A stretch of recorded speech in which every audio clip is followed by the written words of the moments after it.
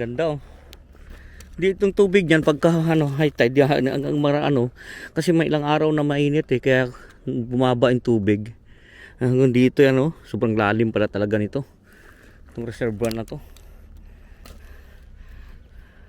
Bumaba ng tubig ba no?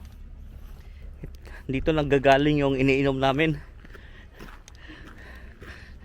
sa reservoir na ito. So maglakad-lakad lang tayo. Ganda ng panahon.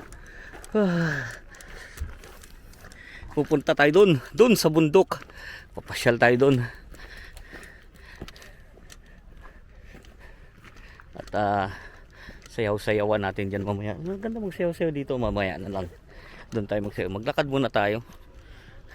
4 na oras ang kinuha kong parking para hindi tayo mabitin mga ka-berks.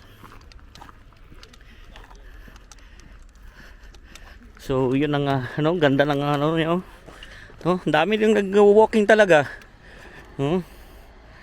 Sa kanila forma nila walking, ako wala, kasama yung aking ang aking forma ay pang pang pasyal talaga mo sila, pang walking talaga naka walking shoes. Hanggang tayo hindi. Tingnan mo